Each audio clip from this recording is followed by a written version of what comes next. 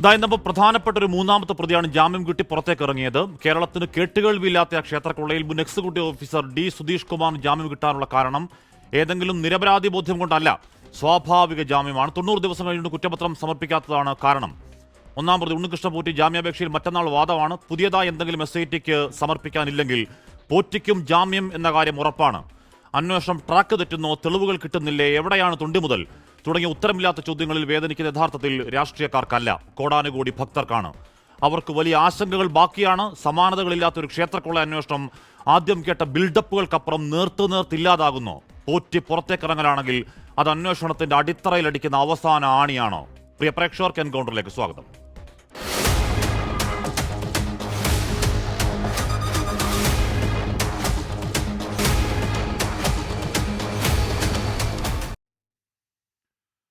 Advocate D Suresh Kumar, Shri Vasanth Cyriac, advocate Prashant Padmanabhan, Shri Rahul Easwar, Shri George Joseph എന്നിവർ ചർച്ചയിൽ. ആദ്യം ഞാൻ ശ്രീ വസന്തിലേക്ക് പോകുന്നു. ശ്രീ വസന്ത്, നിങ്ങൾക്കെല്ലാം വലിയ രാഷ്ട്രീയ താല്പര്യം ശബരിമല കേസിലുണ്ട്.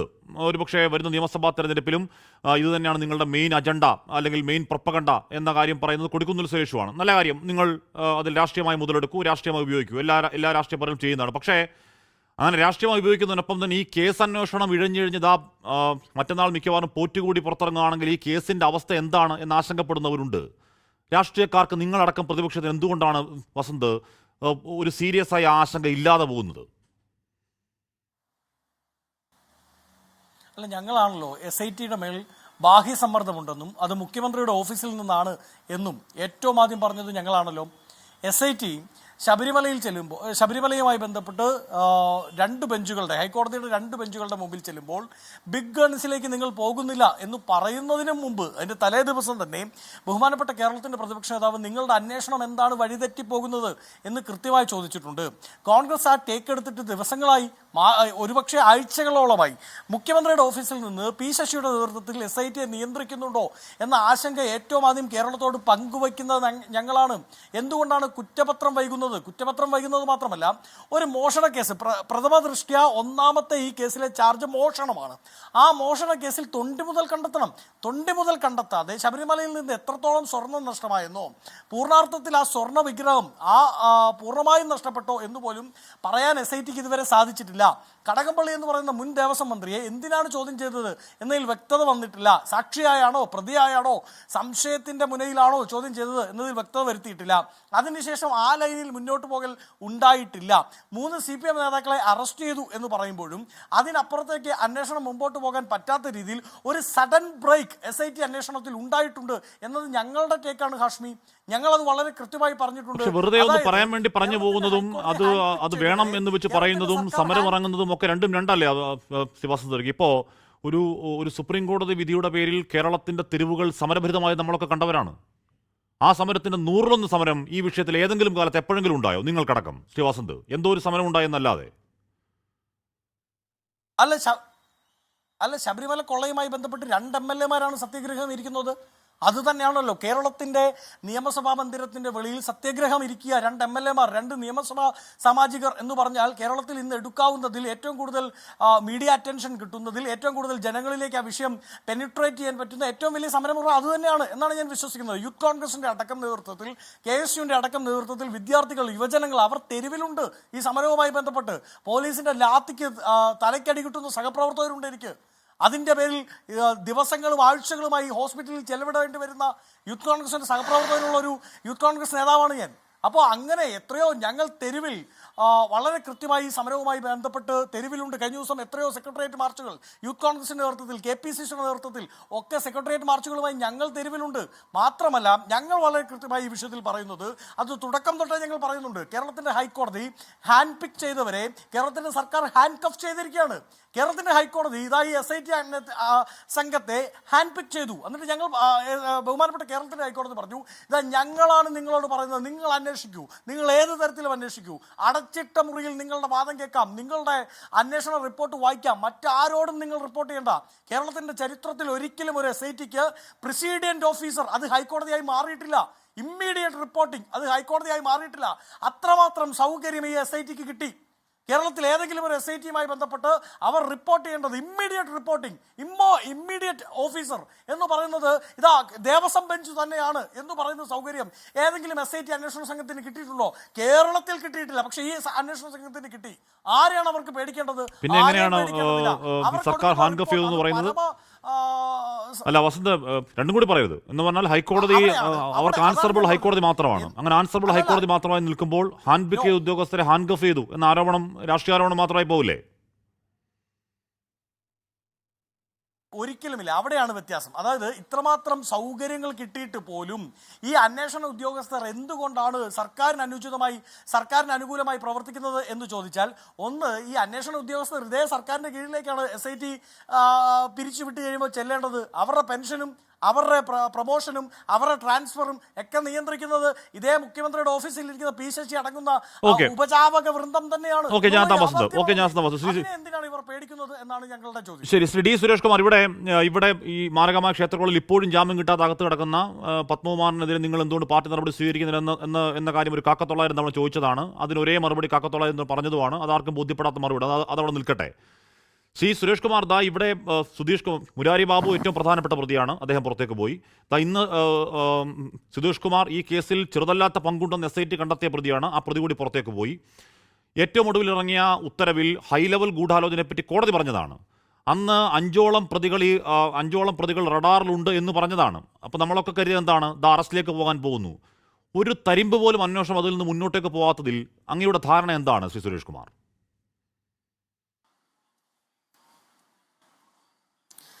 ഹാഷ്മി, തുടർച്ചയായി ഒരേ ചോദ്യം ചോദിക്കുന്നത് കൊണ്ടാണ് തുടർച്ചയായി ആ ചോദ്യത്തിനുള്ള ഉത്തരം പറയേണ്ടി വരുന്നത്.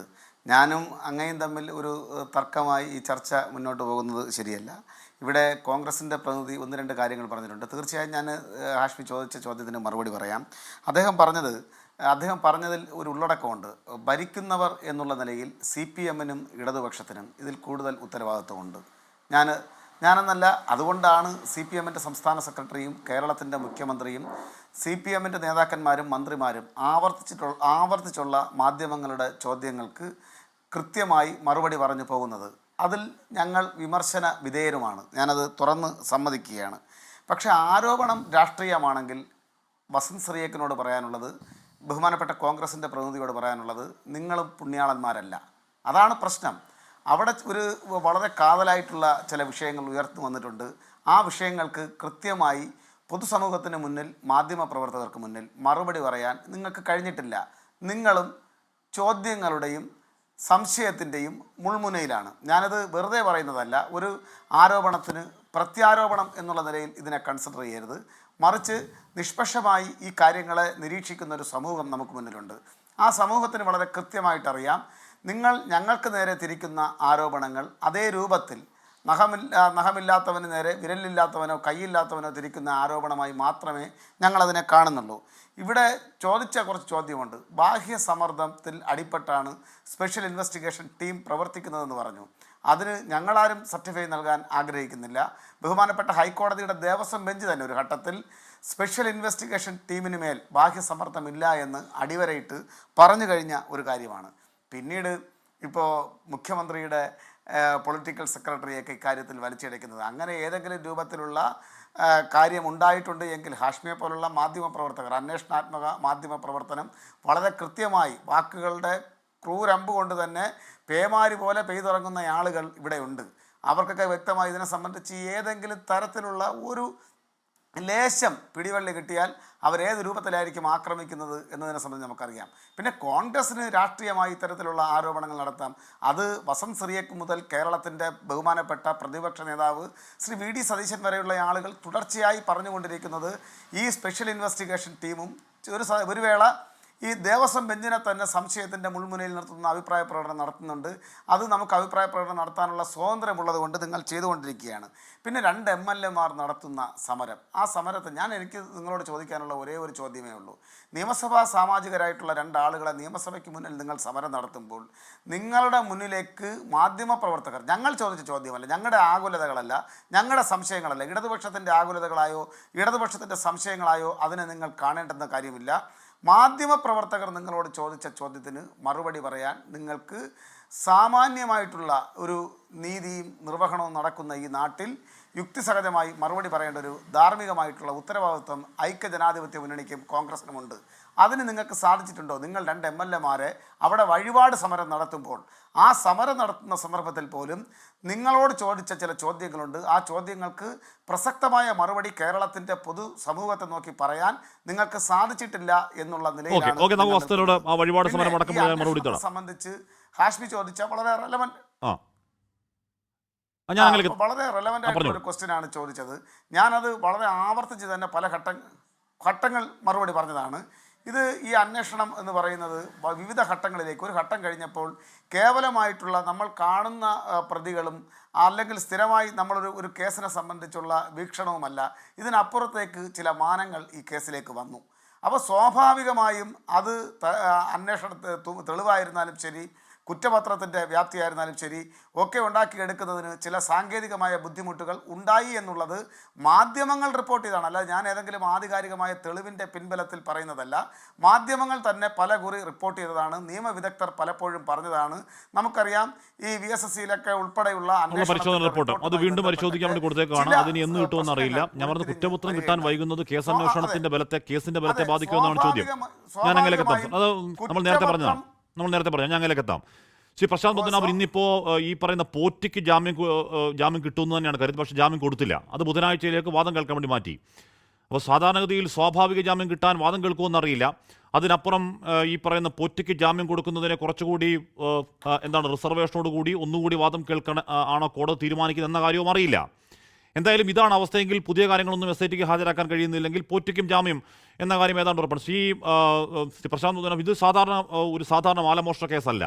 കേരളത്തിലെ ഏതെങ്കിലും ഒരു സാധാരണ ക്രൈം പോലൊരു ക്രൈമും അല്ല. കാര്യം ഒരുപാട് പേർ ആരാധിക്കുന്ന ഒരു ക്ഷേത്രത്തിൻ്റെ ശ്രീകോവിൽ വരെ അള്ളിക്കൊണ്ട് അടിച്ചു മാറ്റി വിറ്റു എന്നുള്ള ഗുരുതരമായ ആരോപണമുള്ള, അത് കേവലം മോഷണ കേസിനപ്പുറം ഒരുപാട് വിശ്വാസി ഹൃദയങ്ങളെ മുറിപ്പെടുത്തിയൊരു കേസാണ്. നാളുകൾ ഇത്രയാവുന്നു. ശ്രീ പ്രശാന്ത് പത്മനാഭൻ, തുണ്ടി മുതൽ എവിടെയാണെന്നറിയില്ല. ഏറ്റവും ചുരുങ്ങിയ പക്ഷം ആ ക്രൈമിൻ്റെ സ്വഭാവം എങ്ങനെയാണെന്ന് പോലും നമുക്കിപ്പോഴും അറിയില്ല. അത് ഒരു നേരായ വഴിയാണോ ശ്രീ പ്രശാന്ത് പത്മനാഭൻ? അല്ല, അതിനകത്ത് കുറച്ച് പാളിച്ചകളുണ്ടെന്ന് തന്നെയാണ് ഒറ്റ നോട്ടത്തിൽ പ്രാഥമികമായിട്ട് നമുക്ക് തോന്നുന്നത്. കാരണം ഈ 90 ദിവസത്തിനകത്ത്, അതായത് സീരിയസ് ആയിട്ടുള്ള ഒഫൻസ്, ഡെത്ത് സെൻറ്റൻസ് അല്ലെങ്കിൽ ലൈഫ് ഇംപ്രിസൺമെൻറ്റ്, 10 വർഷത്തിൽ കൂടുതൽ തടവ് ശിക്ഷ ലഭിക്കാവുന്ന ഒരു കുറ്റകൃത്യമാണ് ആരോപിക്കപ്പെട്ടിരിക്കുന്നതെങ്കിൽ അതിൻ്റെ അന്വേഷണം നടത്തിയിട്ട് ആ അന്വേഷണത്തിൻ്റെ ഒരു റിപ്പോർട്ട്, ഇൻവെസ്റ്റിഗേഷൻ റിപ്പോർട്ട് 90 ദിവസത്തിനകത്ത്, ഈ റിമാൻഡ് പീരീഡ് മുതൽ 90 ദിവസത്തിനകത്ത് സമർപ്പിക്കാൻ കഴിഞ്ഞില്ലെങ്കിൽ ഒരു പ്രതി ജയിലിൽ അതിൽ കൂടുതൽ കിടക്കാൻ കഴിയില്ല എന്നുള്ള, അത് സീരിയസ് ആയിട്ടുള്ള ഒഫൻസുകളിൽ 90 ദിവസമാണ് മാക്സിമം. പണ്ട് CRPC-യിൽ അങ്ങനെയായിരുന്നു, ഇപ്പോൾ BNSS വന്നു കഴിഞ്ഞപ്പോഴും അങ്ങനെയാണ്. അതുകൊണ്ട് അത്രയും ദിവസം ആയി കഴിഞ്ഞു കഴിഞ്ഞാൽ മജിസ്ട്രേറ്റ് അദ്ദേഹത്തെ റിലീസ് ചെയ്തേ പറ്റൂ എന്നുള്ളൊരവസ്ഥയുണ്ട് നിയമത്തിൽ. അപ്പോൾ അതുകൊണ്ട് ഈ എന്തുകൊണ്ടാണ് ഇത്രയും ദിവസത്തെ ഇടയ്ക്ക് പോലീസ് കസ്റ്റഡി ചോദിച്ചു, അത് കിട്ടി, അതിനുശേഷം ശാസ്ത്രീയമായിട്ടുള്ള തെളിവെടുപ്പുകൾ നടന്നു, അതിനുശേഷം അന്വേഷണം ശരിയായ ദിശയിലാണ് പുരോഗമിക്കുന്നതെങ്കിൽ എന്തുകൊണ്ട് ഈ ചാർജ് ഷീറ്റ് കിട്ടിയ കാര്യങ്ങൾ വെച്ചുകൊണ്ടുള്ള വിവരങ്ങൾ വെച്ചുകൊണ്ടുള്ള ആ കുറ്റപത്രം തയ്യാറാക്കി സ്പെഷ്യൽ ഇൻവെസ്റ്റിഗേഷൻ ടീമിന് സമർപ്പിക്കാൻ കഴിയാത്തത് എന്ന ചോദ്യം നമ്മുടെ മുന്നിലുണ്ട്. അത് ഹൈക്കോടതി ആ ചോദ്യം ചോദിക്കുകയും ചെയ്തു. ഹൈക്കോടതി ജസ്റ്റിസ് ബദറുദ്ദീൻ്റെ മുമ്പിൽ ഈ കേസ് വന്നപ്പോൾ അദ്ദേഹം വേറെ പ്രതികളുടെ കേസ് വന്നപ്പോൾ സാറ്റിസ്ഫാക്ടറി അല്ല, സ്പെഷ്യൽ ഇൻവെസ്റ്റിഗേഷൻ ടീമിൻ്റെ ഇപ്പോഴുള്ള അന്വേഷണം തൃപ്തികരമായ ദിശയിലല്ല പോകുന്നത്, അതിനകത്ത് പാളിച്ചകളുണ്ടെന്നും സമയബന്ധിതമായിട്ട് എന്തുകൊണ്ടാണ് നിങ്ങൾ ചാർജ് ഷീറ്റ് ഫയൽ ചെയ്യാത്തതെന്നും ചോദിക്കുകയുണ്ടായി. പക്ഷേ ഹൈക്കോടതി ഒരു പരിധിയിൽ കൂടുതൽ, ഹൈക്കോടതിയുടെ നേരിട്ടുള്ള മേൽനോട്ടത്തിൽ നടക്കുന്ന ഒരു ഇൻവെസ്റ്റിഗേഷന് അവിടെ നേരത്തെ സംസാരിച്ച കോൺഗ്രസിൻ്റെ പ്രതിനിധിയൊക്കെ പറഞ്ഞതുപോലെ ഒരു പരിധിയിൽ കൂടുതൽ ബാക്കിയുള്ളവർക്ക് ബാഹ്യ സമ്മർദ്ദം ചെലുത്തുന്നതിന് പരിധികളുണ്ട്. വേറെ പല കാര്യങ്ങൾക്കും പൊതുജന അഭിപ്രായത്തിന് അവർക്ക് പ്രതിഷേധിക്കാം. പക്ഷേ കോടതിയുടെ നേരിട്ടുള്ള മേൽനോട്ടത്തിൽ ഒരു ഇൻവെസ്റ്റിഗേഷൻ ടീം അന്വേഷണം നടത്തിക്കൊണ്ടിരിക്കുന്നു. അതിൽ പോരായ്മകളുണ്ടെങ്കിൽ, ഇപ്പോൾ CBI അന്വേഷണം പോലുള്ള, അല്ലെങ്കിൽ കുറേ കൂടി ഇത് തീർച്ചയായിട്ടും ഈ ഇൻവെസ്റ്റിഗേഷൻ ടീമിലെ ആളുകളൊക്കെ ഹാൻഡ് പിക്ഡ് ആയിരിക്കും, വളരെ ഇൻറ്റഗ്രിറ്റിയുള്ള ആളുകളായിരിക്കും, അതെല്ലാം ശരിയാണ്. പക്ഷേ പിന്നെയും ആ ചോദ്യം അവിടെ വരുന്നുണ്ട്, ഒരു കോൺഫ്ലിക്റ്റ് ഓഫ് ഇൻട്രസ്റ്റ് ഉണ്ടോ, ഇവർ അൾട്ടിമേറ്റ്ലി ആരോട് ലേബിളാണ്, ഇവർ കംപ്ലീറ്റ്ലി ഇൻഡിപെൻഡൻ്റ് ആണോ, അതോ വീണ്ടും റിപ്പോർട്ട് ചെയ്യാൻ പോകുന്നത് ഈ ഇതിനകത്ത് പ്രതികളാകാൻ പോകുന്ന ചിലരുടെ അടുത്തെങ്കിലും അവർക്ക് ഉത്തരവാദിത്വം ഉണ്ടോ, അങ്ങനെയൊക്കെയുള്ള ചോദ്യങ്ങളുണ്ട്. അപ്പോൾ ഹൈക്കോടതിയോട് മാത്രമേ ഉത്തരവാദിത്തപ്പെട്ടിട്ടുള്ളൂ. ഹൈക്കോടതി വളരെ കണിശമായിട്ട് വളരെ സീരിയസ് ആയിട്ട് വീണ്ടും വീണ്ടും ഇടപെട്ടതിന് ശേഷമാണ് ഇത്രയെങ്കിലുമൊക്കെ നടന്നത്. ഇതിനപ്പുറത്തേക്ക് പോകുന്നില്ല എന്നുള്ളൊരു തോന്നൽ എവിടെയോ വന്നിട്ടുണ്ട്. സാധാരണക്കാർക്ക്, പുറമേ നിൽക്കുന്നവർക്ക്, അല്ലെങ്കിൽ ഇത് കാണുന്നവർക്ക്, ഓർഡറൊക്കെ പരിശോധിക്കുന്നവർക്കൊക്കെ തോന്നുന്നതാണ്. കോടതിക്ക് അങ്ങനെ ഒരു തോന്നുന്ന ഘട്ടം വരികയാണെങ്കിൽ കോടതിയുടെ നിയന്ത്രണത്തിൽ, ഹൈക്കോടതിയുടെ നിയന്ത്രണത്തിൽ തന്നെയുള്ള അന്വേഷണം ചിലപ്പോൾ ഒരു ഘട്ടത്തിൽ ഇവിടെ നിന്നൊരു CBIയിലേക്കൊക്കെ പോകാനുള്ള ഒരു സാധ്യതയാണ് ഞാൻ കാണുന്നത്. ഈ കാര്യം തുടർന്നുകൊണ്ടിരുന്നു കഴിഞ്ഞാൽ, നേരത്തെ താങ്കൾ സൂചിപ്പിച്ചതുപോലെ ഇനിയുള്ള പ്രതികളുടെ കാര്യത്തിലും ഒരു ഡീഫോൾട്ട് ബെയിലിൽ ഇവർ വെളിയിലേക്ക് വന്നേക്കാം. അവിടെ ഉണ്ടാകുന്ന ഒരു പാളിച്ച എന്ന് പറയുന്നത്, ഈ ഒരു പ്രാവശ്യം ബെയിൽ കൊടുത്തു കഴിഞ്ഞാൽ പിന്നെ റിമാൻഡ് അല്ലെങ്കിൽ ജയിലിൽ കസ്റ്റഡി ഓർഡർ ചെയ്യാൻ മജിസ്ട്രേറ്റിന് പറ്റില്ല. അപ്പം ജാമ്യം കൊടുത്തു കഴിഞ്ഞാൽ ആ ജാമ്യ വ്യവസ്ഥകൾ ലംഘിക്കുകയോ എന്തെങ്കിലുമൊക്കെ ചെയ്തു കഴിഞ്ഞാലാണ് പിന്നീട് ജാമ്യം ക്യാൻസലാക്കാൻ പറ്റൂ. അപ്പോൾ അതുകൊണ്ട് അന്വേഷണത്തിന് വേണ്ട എല്ലാ തെളിവുകളും ശേഖരിച്ചിട്ടുണ്ടോ, ആ ജാമ്യം കിട്ടിയത് ഒരു വ്യക്തിയിൽ നിന്ന് കിട്ടേണ്ട എല്ലാ തെളിവുകളും എടുത്തതിന് ശേഷമാണോ, അടുത്ത ഘട്ടത്തിലേക്ക് പോകുന്നുണ്ടോ, അന്വേഷണം ശരിയായ ദിശയിലാണോ നടക്കുന്നതെന്ന് ഇപ്പോൾ കോടതി പരിശോധിച്ചുകൊണ്ടിരിക്കുകയാണ്.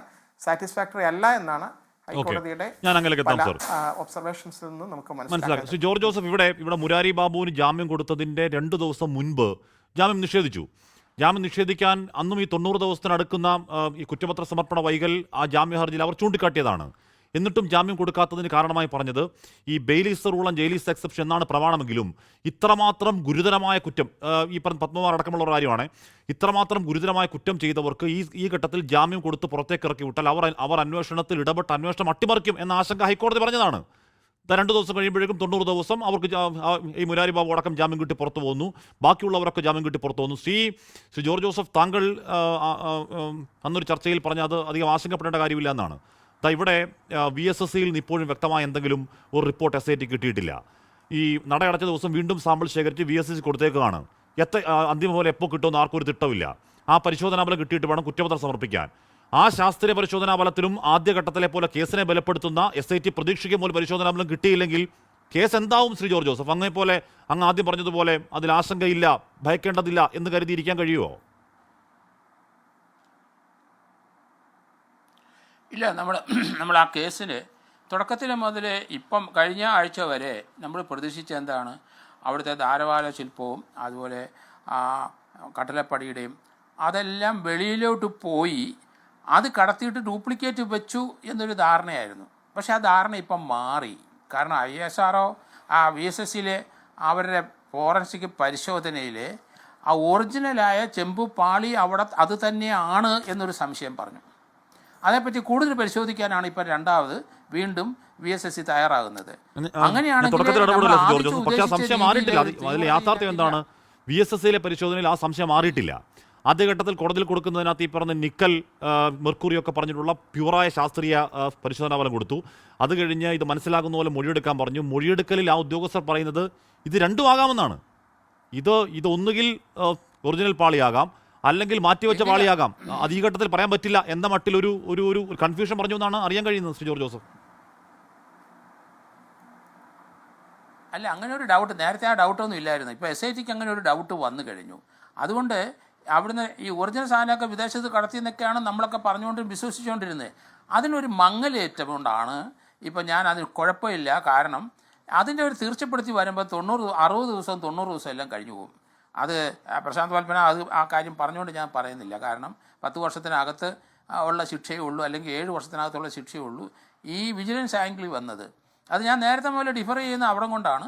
അപ്പോൾ അവർക്കൊക്കെ ജാമ്യം കൊടുത്തേ പറ്റുള്ളൂ. ആ ജാമ്യം കൊടുക്കുന്നത് ട്രയലിലെ സമയത്ത് ഇവർ ജുഡീഷ്യൽ കസ്റ്റഡി തന്നെ കിടന്നാൽ അതുകൊണ്ട് ഒത്തിരി ഗുണമുണ്ടായിരുന്നു. പക്ഷേ അതെല്ലാം മാറിയിരിക്കുന്നു. കാരണം ആ ഗുണമൊന്നും ഇനി കിട്ടില്ല. കാരണം എവിഡൻസ് നശിപ്പിക്കാനോ ആളെ ക്യാൻവാസ് ചെയ്യാനോ ഒന്നും അവർക്കൊന്നും പറ്റില്ല. അവർ രംഗത്തില്ല.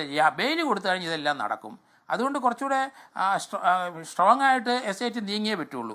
ഇതിനകത്തൊരു സ്വാധീനം ഇടതുപക്ഷത്ത് അവിടുത്തെ ഗവൺമെൻറ്റിൽ നിന്ന് ഉണ്ടായെന്ന് എനിക്ക് തോന്നുന്നില്ല. കാരണം ഹൈക്കോടതി ഡിവിഷൻ ബെഞ്ചിൻ്റെ നേരിട്ടുള്ള ഒരു ഇൻവെസ്റ്റിഗേഷൻ ഡയറക്ഷൻ അവർ കൊടുത്ത് സബ്മിറ്റ് ചെയ്യുന്ന അവിടെ കൊടുക്കുകയാണ്. അതിനകത്ത് എനിക്ക് തോന്നുന്നില്ല ഈ ഉദ്യോഗസ്ഥന്മാർക്ക് ഈ IPS ഒക്കെ കിട്ടിയ ഉദ്യോഗസ്ഥന്മാർ അതിനകത്ത് വലിയ അവർക്ക് ഇനിയൊന്നും നേട്ടമില്ല. ശശിധരൻ എന്ന മെയിൻ അന്വേഷണ ഉദ്യോഗസ്ഥൻ IPS ഒക്കെ കിട്ടിയിട്ട് വർഷങ്ങളായി. അദ്ദേഹത്തിന് 2 വർഷത്തെ സർവീസേ ഉള്ളൂ. അതുകൊണ്ട് ആ രീതിയിൽ ഹൈക്കോടതിയുടെ അടുത്ത് മാത്രമേ അവർക്കൊരു ഓബ്ലിഗേഷൻ ഉള്ളൂ, ഗവൺമെൻറ്റിൻ്റെ അടുത്ത് ഇല്ല. അപ്പോൾ അവിടെ കൃത്യമായിട്ട് ഡിവിഷൻ ബെഞ്ചിൻ്റെ അവിടെ ഇവർ നേരിട്ട് ആ കോടതിയുടെ മുമ്പിൽ ഡിവിഷൻ ബെഞ്ചിൻ്റെ 2 ജസ്റ്റിസിൻ്റെ മുമ്പിൽ ഇവർ ക്ലാരിഫൈ ചെയ്യുവാണ്. അപ്പോൾ ഈ കേസ് 90 ദിവസം ചാർജ് ഷീറ്റ് കൊടുക്കാൻ കഴിയില്ല എന്ന് ഡിവിഷൻ ബെഞ്ചിന് മനസ്സിലായിട്ടുണ്ടെന്നാണ് ഞാൻ കരുതുന്നത്. അതുകൊണ്ട് അവർ ജാമ്യത്തിൽ പോട്ടെ, കാരണം അത് മാൻഡേറ്ററി ആയിട്ട് ജാമ്യം കൊടുത്തേ പറ്റുള്ളൂ, പോട്ടെ. അത് കുറ്റമറ്റ രീതിയിൽ ഇതിൻ്റെ ഒരു ചാർജ് ഷീറ്റ് തയ്യാറാക്കാം. നമുക്ക് ഇവരെ ശിക്ഷിപ്പിച്ചല്ലേ പറ്റുള്ളൂ. അതുകൊണ്ട് ജാമ്യം കൊടുത്തതുകൊണ്ട് അത് വലിയ ദൂഷ്യമൊന്നും വരാൻ പോകുന്നില്ല. അത് ജാമ്യം കൊടുക്കാതെ ഇരുന്നത് നല്ലതായിരുന്നു, അത് നടക്കാൻ പോകുന്നില്ല. എല്ലാവരും ജാമ്യത്തിൽ പോകും, ഉണ്ണികൃഷ്ണൻ പോറ്റിയും പോകും. ഏതായാലും കോടതിയുടെ കനിവുണ്ടായി ഉണ്ണികൃഷ്ണൻ പോറ്റിക്ക് ഇപ്പം ജാമ്യം കൊടുക്കാതെ അവർ അടുത്ത ദിവസത്തേന് വീണ്ടും ആർഗ്യുമെൻറ്റ് വെച്ചിരിക്കുകയാണ്. കാരണം ഉണ്ണികൃഷ്ണൻ പോറ്റി പുറത്തു പോകുന്നത് ഡേഞ്ചറസ് ആണ്. അതുകൊണ്ട് ആ മുരാരി ബാബു അതുപോലെ ഡേഞ്ചറസ് ആയിരുന്നു. പക്ഷേ മുരാരി ബാബുവിന് കൊടുത്തു, കാരണം കൂടുതൽ കോൺട്രിബ്യൂഷൻ അദ്ദേഹത്തിന് എതിരായിട്ടൊന്നും കൊടുക്കാൻ പറ്റിയില്ല. എന്തായാലും ഉണ്ണികൃഷ്ണൻ പോറ്റി ഒഴിച്ച് ബാക്കി എല്ലാവരും ജാമ്യത്തിൽ പോട്ടെന്നാണ് ഞാൻ പറയുന്നത്. അതിനകത്ത് ഉണ്ണികൃഷ്ണൻ പോറ്റിയും അവർക്ക് മറ്റുള്ളവരെ പോലെ ജാമ്യം കിട്ടാനുള്ള അർഹതയുള്ള ആളാണ്.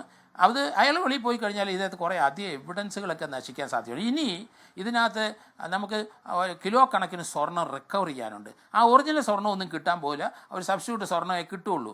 കാരണം അതിന് പകരമുള്ള സ്വർണം കൊടുക്കുകയുള്ളൂ, അല്ലാതെ വേറെ ഇതിനകത്ത് നിർത്തിയില്ല. അന്നത്തെ സ്വർണ്ണമൊക്കെ വേറെ വില ആഭരണങ്ങളായിട്ടും വേറെ പലതുമായിട്ടൊക്കെ മാറിക്കഴിഞ്ഞു. അത് ഈ വർഷങ്ങൾ എടുത്തു പോയില്ല, ഇത്ര നാളായില്ല, അത് ആരും വെച്ചുകൊണ്ടിരിക്കില്ല. അതുകൊണ്ട് ആ ഒറിജിനൽ കിട്ടില്ല എന്നുള്ള കാര്യം ഉറപ്പാണ്. പിന്നെ ഇതിനകത്ത് നമ്മൾ ശ്രദ്ധിക്കേണ്ടത് ഇവർക്കൊരു കൺവിഷൻ വാങ്ങിച്ചു. ഞാൻ ആ നിയമപ്രശ്നം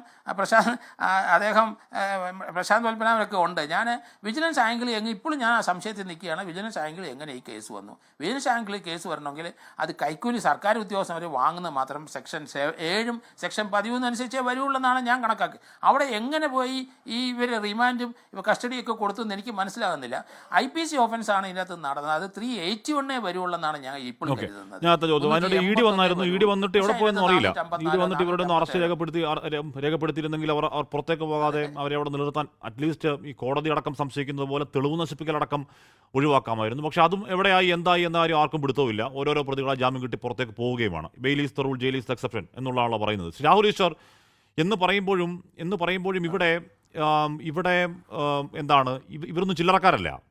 ഒരു ശബരിമല പോലെ കോടികൾ ആരാധിക്കുന്ന ഒരു ക്ഷേത്രത്തിൽ ഇത്രത്തോളം വളരെ കൃത്യമായ ആസൂത്രണത്തിൽ അവിടെ കൊള്ള നടന്നു എന്ന കാര്യത്തിൽ ആർക്കും സംശയമില്ല രാഹുൽ. അതിൽ കോടതിക്കും സംശയമില്ല, അതിൽ SITക്കും സംശയമില്ല, ആർക്കും സംശയം, കൃത്യമായ തെളിവുണ്ട്.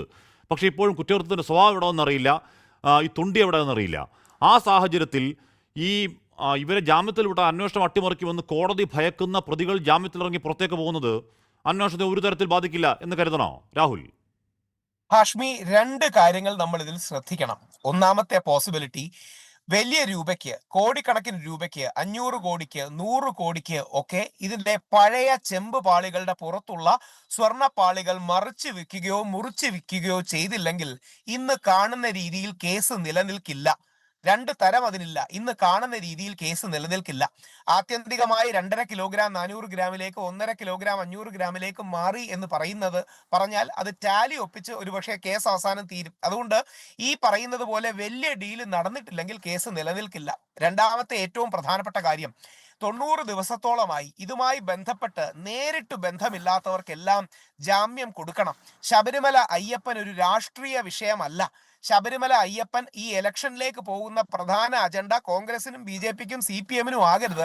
കാര്യം ശബരിമല അയ്യപ്പനോ അമ്പലമോ പള്ളിയോ അല്ലെങ്കിൽ വിശ്വാസമോ ഒന്നും ഒരു രാഷ്ട്രീയ വിഷയമാകരുത്. ആ കൊള്ളയുടെ കാര്യത്തിൽ എനിക്ക് CPMന്റെ പ്രതിനിധി പറഞ്ഞ സ്വരം വളരെ ഇഷ്ടപ്പെട്ടു. അവർക്ക് അടക്കം ഏതെങ്കിലും രീതിയിൽ ഒരു തിരിച്ചറിവ് അല്ലെങ്കിൽ വിശ്വാസികൾക്ക് തിരിച്ചറിവുണ്ടെങ്കിൽ പ്രശ്നമില്ല. പക്ഷേ ഈ വിഷയത്തിൽ ഒരുപാട് രാഷ്ട്രീയം കലർന്നു എന്നുള്ള കാര്യത്തിൽ സംശയമില്ല. അതിന്റെ ഏറ്റവും വലിയ ഇരകളിൽ ഒരാളാണ് തന്ത്രിക്ക് ജാമ്യം കിട്ടുമെന്ന് തന്നെയാണ് നിങ്ങൾ പ്രതീക്ഷിക്കുന്നത്. വേറൊന്നും കൊണ്ടല്ല, ശബരിമല തന്ത്രി ദൈവത്തിന്റെ അയ്യപ്പന്റെ അനുമതി മേടിച്ചില്ല എന്ന് പറഞ്ഞും ആചാരാനുഷ്ഠാനങ്ങൾ ലംഘിച്ചു എന്ന് പറഞ്ഞും ഒക്കെയാണ് ശബരിമല തന്ത്രി അറസ്റ്റ് ചെയ്തത്.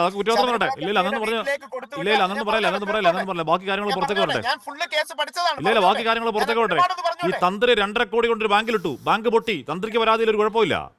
2.5 കോടിയൊക്കെ എങ്ങനെയാണെന്ന് ഇവിടുന്ന് ബാങ്ക് പൊട്ടിയിട്ട് ആർക്കും പരാതി ഇല്ലാതെ എങ്ങനെയാന്നേ? രാഹുലൊക്കെ 2.5 കോടി വെച്ച് കണ്ടിട്ടുണ്ടോ? തന്ത്രി കണ്ടുണ്ട്. എല്ലാ ബഹുമാനത്തോടും ചോദിച്ചോട്ടെ തിരിച്ച്, ഈ തന്ത്രിയുടെ ജീവിതത്തിൽ നടന്ന കാര്യങ്ങളെല്ലാം SIT അന്വേഷിക്കാൻ പോവുകയാണോ? രാഹുൽ ഈശ്വർ പറ, കയ്യിൽ നിന്നുള്ള 2.5 കോടി പൊട്ടിപ്പോയിട്ട് ആവിയായി പോയിട്ട് പരാതി ഇല്ലെങ്കിൽ എത്ര കോടിയാന്ന് തന്ത്രിയുടെ ആസ്തി? നമുക്കിവിടെ 2000 രൂപ ഉള്ളിൽ വേവാ ആദ്യ, അവർ 2.5 കോടി പൊട്ടിപ്പോയി, ഒരു പരാതിയില്ല, നത്തിങ്.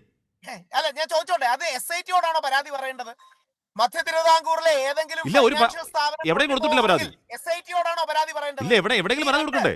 ആ സ്ഥാപനം ചേട്ടാ രാഹുൽ ഈശ്വർ, നമ്മുടെ കയ്യിൽ ഒരു 20,000 രൂപ നമ്മളവിടെ നിക്ഷേപിച്ച് അത് പൊട്ടി ആ പണം പോയെങ്കിൽ അതിനൊരു ഒരു 10,000 തിരിച്ചു നമ്മൾ ശ്രമിക്കില്ലേ? 2.5 കോടി, ശരി, മറുപടി പറഞ്ഞോട്ടെ. 2.5 കോടി സ്വാഹ. തന്ത്രിക്ക് യാതൊരു കുഴപ്പമില്ല. പറഞ്ഞോട്ടെ. ആ, യഥാർത്ഥത്തിൽ തന്ത്രിയെ മനഃപൂർവ്വം സംശയത്തിന്റെ മുൾമുനയിൽ നിർത്താൻ വാജിവാഹനം കൊണ്ടുപോയി എന്ന കള്ളക്കഥ പൊളിഞ്ഞപ്പോ ചില ആൾക്കാർ കൊണ്ടുവരുന്നതാണ്. ഒറ്റ വരിയിൽ പറയാം, എന്തൊക്കെയായിരുന്നു തന്ത്രി വീട്ടിലേക്ക് വാജിവാഹനം അടിച്ചുകൊണ്ട് പോയി, 500 കോടി രൂപ എടുത്തോണ്ട് പോയി എന്നൊക്കെ. യഥാർത്ഥത്തിൽ ഹൈക്കോടതിയുടെ അനുമതിയോടുകൂടി ദേവസ്വം ബോർഡ് അങ്ങോട്ട് ആവശ്യപ്പെട്ടിട്ടാണ് തന്ത്രിക്ക് വാജിവാഹനം കൊടുത്തു വിട്ടത്. അതായത് ഹൈക്കോടതിയിൽ സമർപ്പിച്ച 6 ഇടക്കാല റിപ്പോർട്ടുകളിലെ 5ാം ഇടക്കാല റിപ്പോർട്ട് അഡ്വക്കേറ്റ് കമ്മീഷൻ കുറുപ്പിന്റെ 5ാമത്തെ ഇടക്കാല റിപ്പോർട്ട് പ്രകാരം ഹൈക്കോടതിയെ അറിയിച്ച് ഹൈക്കോടതി ഇത് മികച്ച രീതിയിൽ നിങ്ങൾ സേവനം നടത്തിയെന്ന് പറഞ്ഞതിന് ശേഷം കൊടുത്തയച്ചതിന് തന്ത്രിയെ കുറ്റക്കാരനാക്കുകയും വീട്ടിൽ നിന്ന് വാജിവാഹനം റെയ്ഡ് ചെയ്യുകയും ചെയ്തു. ഇനി 2 ഹാഷ്മിയോടാണ് നമ്മുടെ ഈ തന്ത്രിയുടെ വരുമാനം എത്രയാ രാഹുൽ? ഇത് 2.5 പിന്നെയൊന്നും അത്ഭുതമാണ്. അല്ല, 2.5 കോടി നഷ്ടമായിട്ട് പരാതി ഇല്ലെങ്കിൽ തന്ത്രിക്ക് സ്വർണം വിൽക്കണ്ട. തന്ത്രിക്ക് സ്വർണം വിൽക്കേണ്ട ആവശ്യമില്ല. ഇഷ്ടംപോലെ വരുമാനം അവിടെ നിന്ന് കിട്ടുന്നുണ്ടല്ലോ. ഞാൻ പറഞ്ഞു 2.5 കോടി ബാങ്കിലിട്ട് പൊട്ടിപ്പോയി നഷ്ടപ്പെട്ട് പരാതി ഇല്ലാത്തവണ്ണം നമുക്ക് എന്തൊരു വരുമാനം എന്ന് ആലോചിക്കുക.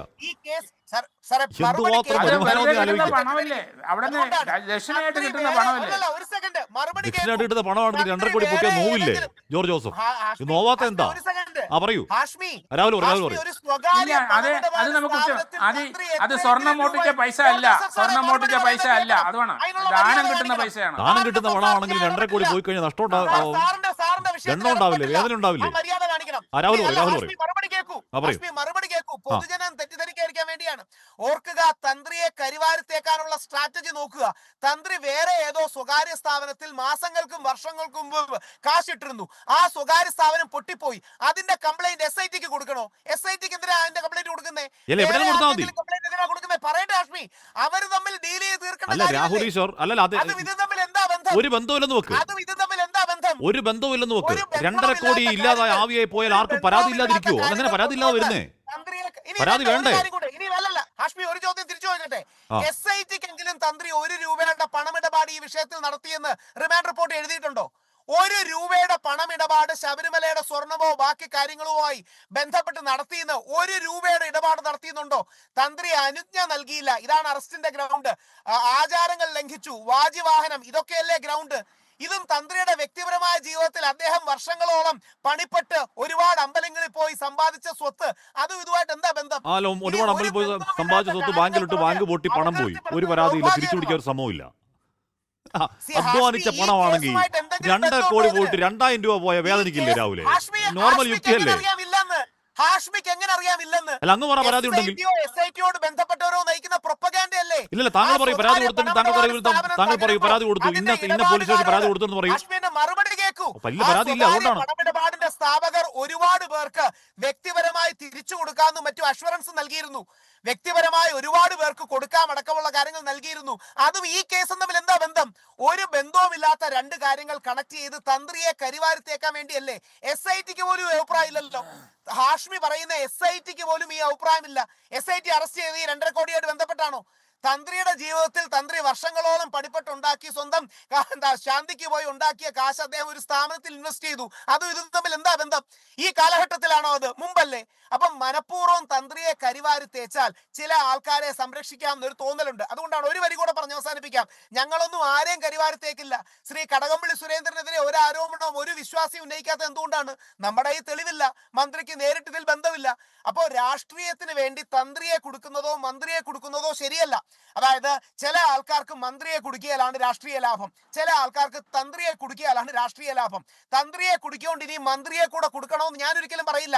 കാര്യം ആരും ഇല്ലാത്ത സമയത്ത് ഞങ്ങളെ സഹായിച്ച സപ്പോർട്ട് ചെയ്തൊരു വ്യക്തിയാണ് കടകംപള്ളി സുരേന്ദ്രൻ. അതുകൊണ്ട് ഇനി കടകംപള്ളി സുരേന്ദ്രനെയും കൂടെ കുടുക്കി കഴിഞ്ഞാൽ തന്ത്രിയും മന്ത്രിയും ഒരുമിച്ച് ജയിലിൽ നിന്ന് പ്രാസം ഒപ്പിച്ച് വാർത്ത വായിക്കാം എന്ന് ഞങ്ങൾക്കാർക്കും ആഗ്രഹമില്ല. ഇവിടെയാണ് ഒറ്റ വരി കൂടെ പറഞ്ഞ് അവസാനിപ്പിക്കാം.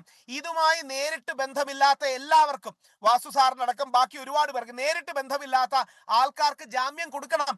ഇനി 2, ശങ്കർദാസ് സാറിനെ അടക്കം എത്ര ദിവസമായി ഇപ്പം ജയിലിൽ കിടക്കുന്നു, അല്ലെങ്കിൽ ജയിലിനുമായിട്ട് ബന്ധപ്പെട്ട ആശുപത്രിയിൽ കിടക്കുന്നു. എന്തിനാണ് ഇവരെയൊക്കെ അറസ്റ്റ് ചെയ്യുന്നത്? ഇവർക്ക് മഹസർ വാല്യൂവിൽ സാക്ഷി വാല്യൂ മാത്രമേ ഉള്ളൂ.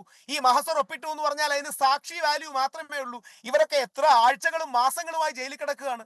എന്ത് ബന്ധമാണ് ഇവർക്കിതുള്ളത്? അതുകൊണ്ട് ഈ കേസ് ഈ രീതിയിലാണെങ്കിൽ കേസ് മുമ്പോട്ട് പോകില്ല. തന്ത്രി അടക്കം കള്ളക്കേസിൽ കൊടുക്കുന്നതിന്റെ പിന്നിൽ രാഷ്ട്രീയ താല്പര്യങ്ങളുണ്ട് എന്ന് ഇന്ന് കേരളത്തിലെ ജനങ്ങൾക്ക് ഹൈക്കോടതിയുടെ അനുമതിയുടെ റിപ്പോർട്ട് പുറത്തു വന്നതോടുകൂടി വന്നിട്ടുണ്ട്. Okay. വാജിവാഹനം അടക്കം തന്ത്രി ക്രിസ്റ്റൽ ക്ലിയർ ആണ്, നിരപരാധിയാണ്. ഓക്കെ, എന്ന് പറഞ്ഞാൽ പോലും അധ്വാനിച്ച് ദേഹമനങ്ങി വേർത്ത് കിട്ടുന്ന 2.5 കോടി വോട്ട് 200 രൂപ നമുക്ക് തോന്നും. പരാതിയില്ലാത്ത തന്ത്രിയുടെ നടപടിയിൽ നമുക്ക് അത്ഭുതമാണ്. വിട്ടേക്കോട്ടെ, ഈ ബന്ധമില്ല, ഈ കേസ് ബന്ധമുണ്ട് ഞാൻ പറഞ്ഞില്ലല്ലോ. ശ്രീ വസന്ത് സിറിയൊക്കെ ഇവിടെ നിങ്ങൾ 2 MLA മാർ വഴിപാട് സമരം നടത്തുകയാണ് എന്നാണ് ശ്രീ സുരേഷ് കുമാറിന്റെ ആരോപണം. വഴിപാട് സമരം എന്ന വാക്കിനോട് എനിക്ക് യോജിപ്പില്ല. എങ്കിൽ കൂടിയും കോൺഗ്രസിന് നേർക്കുനേർ ഉയർന്ന ചോദ്യങ്ങൾക്കൊന്നും ഇപ്പോഴും മറുപടി ഇല്ലാതിരിക്കെ നിങ്ങൾ നടത്തുന്ന സമരം വഴിപാട് സമരമാണ്, പ്രഹസനമാണ് എന്ന് CPM ആരോപണത്തിന് മറുപടി വസന്ത്. ഏതായാലും ഇപ്പോഴത്തെ വിദ്യാഭ്യാസ മന്ത്രി നിയമസഭയുടെ ഈ തട്ടിനുമേൽ കയറി നടത്തിയ ചവിട്ടു നാടകമുണ്ടല്ലോ, ആ നാടക സമരം 24/7 അദ്ദേഹത്തിൻ്റെ അടിവസ്ത്രമടക്കം നാട്ടുകാർ കണ്ടിട്ടും കോടതിയിൽ ഈ സർക്കാർ കൊടുത്തിരിക്കുന്ന റിപ്പോർട്ട് അങ്ങനെ ഒരു സമരമേ അവിടെ നടന്നില്ല എന്ന കണക്കിനാണ്. ഏതായാലും ആ സമരത്തെക്കാൾ ഭേദമാണ് എന്ന് CPM പ്രതിനിധി മനസ്സിലാക്കിയാൽ മതി. 2-3 കാര്യങ്ങളുണ്ട്. ഒന്ന്, BNS സെക്ഷൻ 167(2), 187 ഈ രണ്ടും പറയുന്നത് 90 ദിവസത്തിനുള്ളിൽ ചാർജ് ഷീറ്റ് കൊടുത്തില്ലെങ്കിൽ സ്റ്റാറ്റ്യൂട്ടറി ബെയിൽ, ആ ബെയിലിന് ഇവർക്ക് അനുവാദമുണ്ട്. അപ്പോൾ ഈ പോറ്റി അടക്കം വെളിയിൽ വരും. പോറ്റി അടക്കം വെളിയിൽ വരുമ്പോൾ എവിടെയാണ് പ്രശ്നം എന്നറിയാമോ ഹാഷ്മി? ഈ അന്വേഷണം എങ്ങനെയാണ് മുമ്പോട്ട് പോയത്? പോറ്റിയെ അറസ്റ്റ് ചെയ്യുന്നു. പോറ്റിയെ അറസ്റ്റ് ചെയ്ത് കഴിഞ്ഞപ്പോൾ പോറ്റി പറയുന്നു ഈ കേസിൽ എനിക്ക് മാത്രമല്ല N വാസുവിനും പങ്കുണ്ട്. അപ്പോൾ പോറ്റിയാണ് വാസുവിനെ ചൂണ്ടിക്കാണിച്ചത്. അങ്ങനെയാണ് വാസുവിലേക്ക് അന്വേഷണ സംഘത്തിന് എത്താൻ സാധിച്ചത്. വാസുവിനെ അറസ്റ്റ് ചെയ്യുന്നു. അപ്പോൾ വാസുവിൻ്റെ മൊഴിയുടെ അടിസ്ഥാനത്തിലാണ് ഞാൻ മനസ്സിലാക്കുന്നത്, വാസുവിൻ്റെ മൊഴിയുടെ അടിസ്ഥാനത്തിൽ ഒരു അർത്ഥത്തിൽ പറഞ്ഞാൽ വാസു ചൂണ്ടിക്കാണിച്ചിട്ടാണ് പത്മകുമാർ അറസ്റ്റ് ചെയ്യപ്പെടുന്നത്. പത്മകുമാർ ചൂണ്ടിക്കാണിച്ചിട്ടാണ് കടകംപള്ളിയെ ചോദ്യം ചെയ്തതെന്നാണ് നമ്മുടെ ടേക്ക്. ഇനി അങ്ങനെ അല്ലെങ്കിലും പത്മകുമാർ ചൂണ്ടിക്കാണിച്ചിട്ട് തന്നെയാണ് N വിജയകുമാറിനെ അറസ്റ്റ് ചെയ്യുന്നത്. അതായത് പോറ്റി വെളിയിൽ വന്നാൽ, അല്ലെങ്കിൽ ഈ പറയുന്ന പത്മകുമാർ അടക്കമുള്ളവർ വെളിയിൽ വന്നാലുള്ള പ്രശ്നം, അവരുടെ വായിൽ നിന്ന് ഇനിയും വരാനുള്ള പല പേരുകളും നിശബ്ദമാക്കപ്പെടും എന്നുള്ളതാണ്. പോറ്റി ഉള്ളിലിരുന്നാൽ മാത്രമാണ്, അന്വേഷണ സംഘത്തിൻ്റെ റഡാറിലിരുന്നാൽ മാത്രമാണ് അവർക്ക് ഇനിയും പല പേരുകളും പറയാനുണ്ടോ.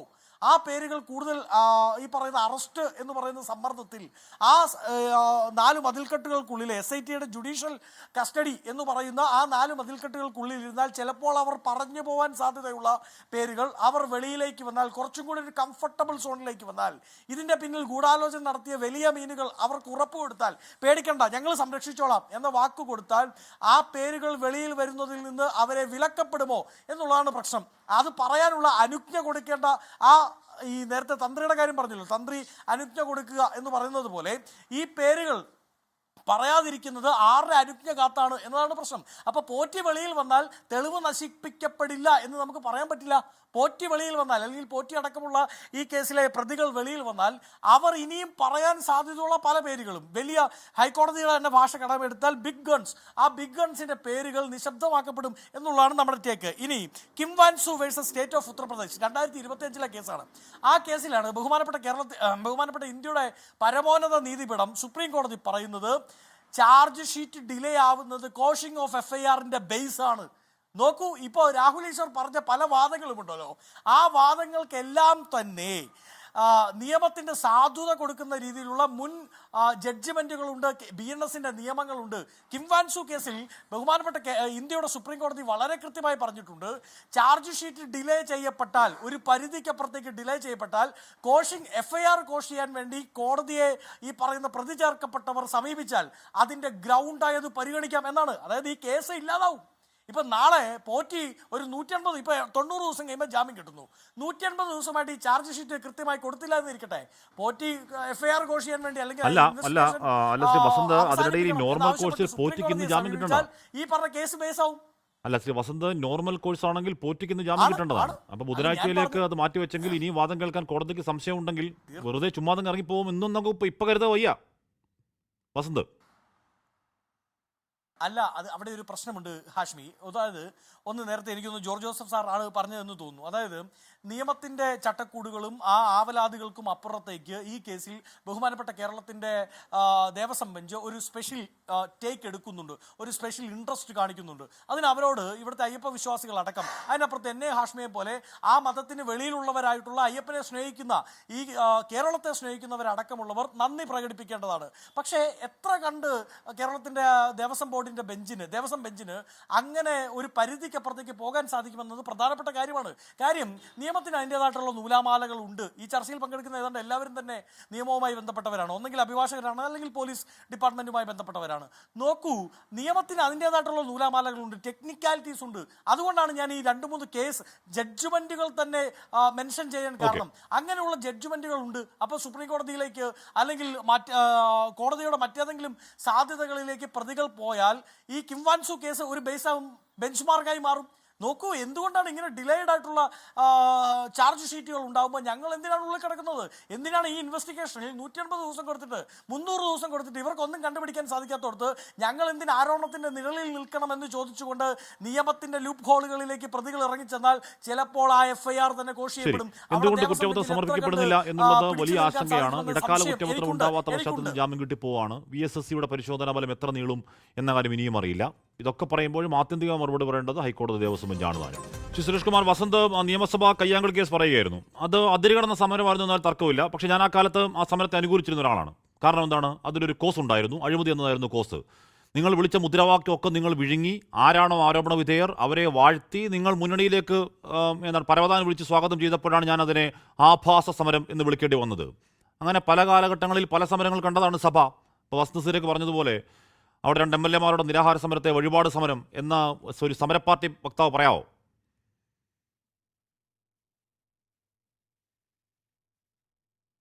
ഹാഷ്മി, ഞാൻ അതിലൊരു കാര്യം ഒരു മിനിറ്റ് എടുത്തുകൊണ്ട് അതിലൊരു എക്സ്പ്ലനേഷൻ നൽകട്ടെ.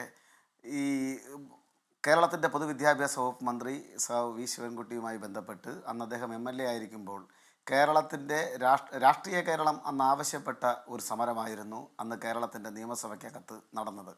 ആ സമരത്തിൻ്റെ ഉൽപ്പന്നമാണ് പിന്നീട് വന്ന രാഷ്ട്രീയമായിട്ടുള്ള എല്ലാ നേട്ടങ്ങളും, അതിലെന്തെങ്കിലും കോട്ടങ്ങളും ഉണ്ടായിട്ടുണ്ടാകാം. പക്ഷെ ഒരു കാര്യം നമ്മൾ വളരെ വ്യക്തമായി പറയണം.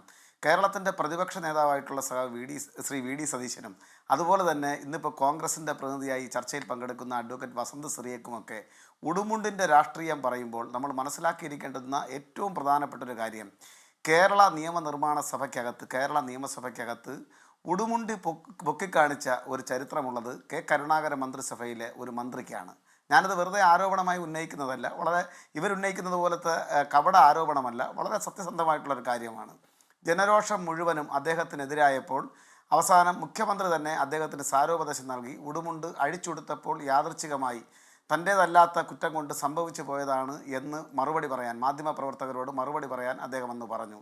ഇന്നത്തെ പോലെ മാധ്യമങ്ങളൊന്നും അത്രമാത്രം ദൃശ്യമാധ്യമങ്ങൾക്കൊന്നും സ്വാധീനമില്ലാതിരുന്നൊരു കാലഘട്ടത്തിൽ അത് കേരള രാഷ്ട്രീയത്തിൽ ആ ഉടുമുണ്ട് പൊക്കിക്കാണിക്കലും പിന്നീട് നടന്ന ഉപദേശവുമൊക്കെ വളരെ വൈറലായിട്ടുള്ള കാര്യമാണ്. ആ സമയത്തെ രാഷ്ട്രീയ സമരമായിരുന്നു അതിന് ഞാൻ പറയുന്നു. ആ കാലത്തെ രാഷ്ട്രീയ സമരമായിരുന്നു. നിങ്ങൾ മുദ്രാവാക്യങ്ങൾ നിങ്ങൾ മുഴുവൻ വിഴുങ്ങി. എന്നിട്ട് ആരാണോ ആരോപണ വിധേയർ അവർ നിങ്ങൾ മുന്നണിയിലേക്ക് സ്വാഗതം ചെയ്തു. പിന്നെ നിങ്ങൾ ആ സമരത്തെ പറ്റി ഇനി പറയാവോ? അസാധുവായ സമരമായിരുന്നു അത്. സുരേഷ് കുമാർ, ഇനി ആ സമരത്തിന്റെ വീരസ്യം വാഴ്ത്തി പറയല്ലേ. അസാധുവായ സമരം, മരിച്ചുപോയ മുദ്രാവാക്യങ്ങൾ പറഞ്ഞോളൂ. അല്ലല്ല, ഒരു മിനിറ്റാണ്, ഞാൻ അത് പറയാം. ഈ കോൺഗ്രസിനകത്തെ ഉൾപാർട്ടി സമരവുമായി ചീഞ്ഞളിഞ്ഞ ഗ്രൂപ്പിന്റെ ഭാഗമായി ഇന്ദിരാഭവന് മുന്നിൽ ഒരു വലിയ രാഷ്ട്രീയ സംഘർഷം, സ്വന്തം പാർട്ടിക്കാർ തമ്മിൽ തന്നെ യാദവകുലം തമ്മിലടിക്കുന്നത് പോലെ അടിച്ച് 2 പേരുടെ ഉടുമുണ്ട് നഷ്ടപ്പെട്ടിട്ടുണ്ട്. അതിൽ ഒരാളിന്ന് KPCCയുടെ ജനറൽ സെക്രട്ടറിയും മുൻ MLA-യുമായിട്ടുള്ള ശ്രീ ശരത്ചന്ദ്ര പ്രസാദാണ്. മറ്റൊരാൾ ശ്രീ രാജ്മോഹൻ ഉണ്ണിത്താൻ, കാസർഗോഡിൻ്റെ MP-യും ഓൾ ഇന്ത്യ കോൺഗ്രസിൻ്റെ വലിയ നേതാവുമാണ് അദ്ദേഹം.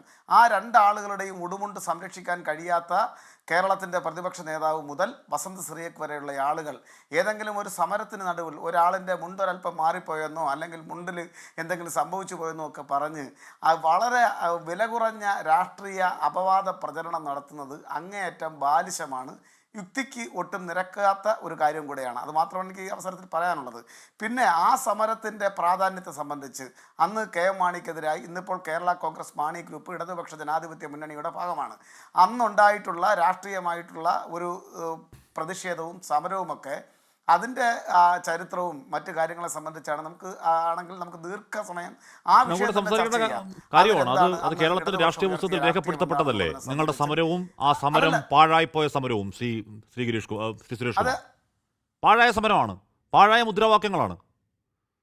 അല്ല, പാഴായതും ഞാൻ ചോദിക്കട്ടെ, പാഴായതും പാളിപ്പോയതുമായിട്ടുള്ള എത്രയേറെ കാര്യങ്ങൾ ഈ കേരളത്തിൽ സംഭവിച്ചിരിക്കുന്നു. അതുപോലെ തന്നെയല്ലോ കോൺഗ്രസിനെതിരായി ഐക്യജനാധിപത്യ എക്കാലവും അതിശക്തമായിട്ടുള്ള പോരാട്ടം നടത്തിയിട്ടുള്ള ശ്രീ എം വി രാഘവൻ പിന്നീട് ഏത് രാഷ്ട്രീയ കൂടാരത്തിൽ ചെന്നടഞ്ഞു? ശ്രീമതി KR ഗൗരിയമ്മ, ഇടതുപക്ഷത്തിൻ്റെ ഏറ്റവും അതുല്യയായിട്ടുള്ള നേതാവ് KR ഗൗരിയമ്മ ഏത് രാഷ്ട്രീയ കൂടാരത്തിലേക്ക് കൂടണഞ്ഞു? ഇന്നിപ്പോൾ ഏറ്റവും അവസാനം പ്രേമചന്ദ്രനും അസീസും അടക്കമുള്ള ഇടതുപക്ഷ നേതാക്കന്മാർ ദേശീയ തലത്തിൽ അവർ ഉയർത്തുന്ന രാഷ്ട്രീയം എന്താണ്, അവർ ഉയർത്തിപ്പിടിക്കുന്ന രാഷ്ട്രീയം എന്താണ്? അങ്ങനെ നമുക്ക് ചർച്ച ചെയ്യാനാണെങ്കിൽ എന്തെല്ലാം കാര്യങ്ങൾ എവിടെയെല്ലാം ഏതെല്ലാം രൂപത്തിൽ ചർച്ച ചെയ്യാൻ വേണ്ടി കഴിയും. മറ്റത്തൂരിൽ പോലും ഒരു രാഷ്ട്രീയ പ്രസ്ഥാനം, അരുണാചൽ പ്രദേശിനെ പോലെ ഗോവയെ പോലെ ഒരു രാഷ്ട്രീയ പ്രസ്ഥാനം ഒന്നാകെ BJP ലയിച്ചു പോയി. കോഴമാണി എന്ന് വിളിച്ചിട്ട് മാണി സാറിനെ കാത്തിരിക്കുന്ന നരകത്തെ പറ്റി സഭയിൽ ഓർമ്മിപ്പിച്ചവർക്ക് ഇപ്പോഴത്തേക്ക് മുന്നണിയിലേക്ക് വരുമ്പോഴേക്കും മാണി സാറേ എന്ന് വിളിക്കാനും വാഴ്ത്താനും യാതൊരു പ്രശ്നം ഉണ്ടാവില്ലെന്നേ. അത് ഞാൻ നിങ്ങളുടെ കാര്യം മാത്രമല്ല, ഏത് രാഷ്ട്രീയ പാർട്ടിയും അത്രയേ ഉള്ളൂ. രാഷ്ട്രീയം, രാഷ്ട്രീയ നൈതികത ഒക്കെ അത് നമുക്ക് എല്ലാവർക്കും അറിയാവുന്ന കാര്യം. അപ്പോൾ നമുക്ക് ഡീറ്റെയിൽ ആയിട്ട് പോകാൻ സമയമില്ല. രാഷ്ട്രീയ കേരളത്തിൽ അത്രേ ഉള്ളൂ. നമ്മുടെ രാഷ്ട്രീയ നൈതികതയ്ക്ക് അത്രേ ഉള്ളൂ. നമ്മൾ വെറും വാക്ക് പറയുന്ന വലിയ കഥയൊന്നുമില്ല. മാത്രം സംഭവിച്ച ഏതെങ്കിലും മൂല്യച്യുതിയായിട്ട് നിങ്ങൾ അത് വിലയിരുത്തരുത്. ഇല്ല, അങ്ങനെ വിലയിരുത്തില്ല. ഞാൻ പറഞ്ഞ എല്ലാ രാഷ്ട്രീയക്കാരുടെ അവസ്ഥയെന്നുള്ളൂ ഞാൻ പറയാം. എല്ലാ രാഷ്ട്രീയക്കാരുടെയും നൈതികതയും ഈ പറയുന്ന രാഷ്ട്രീയ ധാർമ്മികതയും അത്രയ്ക്കത്രയ്ക്കേ ഉള്ളൂ. നമ്മൾ പിന്നെ വെറുതെ നമുക്ക് ഇന്റർവ്യൂ പറയാം എന്നുള്ളതേ ഉള്ളൂ. ഓക്കെ, ഞാൻ അതിലേക്ക് എത്താം. ശ്രീ പ്രശാന്ത് പത്മനാഭൻ, ഇവിടെ ഇപ്പോഴും ഒരു ദേവസ്വം ബെഞ്ചുണ്ട്. ഇപ്പം ശരിയാണ്, ഇപ്പോൾ അങ്ങ് നേരത്തെ പറഞ്ഞതുപോലെ സിംഗിൾ ബെഞ്ചിൻ്റെ കടുത്ത വിമർശനങ്ങൾ കാണാതെ പറയുന്നതല്ല. പക്ഷേ ദേവസ്വം ബെഞ്ചിൻ്റെ മുന്നിലേക്കാണ് SIT അവരുടെ ആവർത്തന അന്വേഷണ റിപ്പോർട്ടുകൾ സമർപ്പിക്കുന്നത്. ഇന്നേ വരെ ആ ദേവസ്വം ബെഞ്ച് ഏതെങ്കിലും തരത്തിൽ ആ SITയെ സംശയിക്കുന്ന കാര്യം ഉണ്ടായിട്ടില്ല. ഇന്നേ വരെ ആ ദേവസ്വം ബെഞ്ചിൽ നടക്കുന്ന കാര്യം എന്ന് പറഞ്ഞാൽ ഒരു ഘട്ടത്തിൽ സർക്കാർ മാധ്യമപ്രവർത്തകർക്കുള്ള പ്രവേശനം നിഷേധിച്ചു എന്ന് മാത്രമല്ല, അല്ലെങ്കിൽ ഈ പറഞ്ഞ ഓൺലൈനായി കേൾക്കുമ്പോൾ ഓഡിയോ കട്ട് ചെയ്യുന്നു എന്ന് മാത്രമല്ല, ഒരു ഘട്ടത്തിൽ സർക്കാർ അഭിഭാഷകനോട് വരെ ഇറങ്ങി പുറത്തു വയ്ക്കാൻ പറഞ്ഞു. അപ്പോൾ നമുക്കൊന്നും അറിയാത്ത SITക്കും ദേവസ്വം ബെഞ്ചിനും മാത്രം അറിയാവുന്ന ചില അങ്ങേയറ്റം സീക്രട്ടായിട്ടുള്ള കാര്യങ്ങൾ അവിടെ ഉണ്ട്.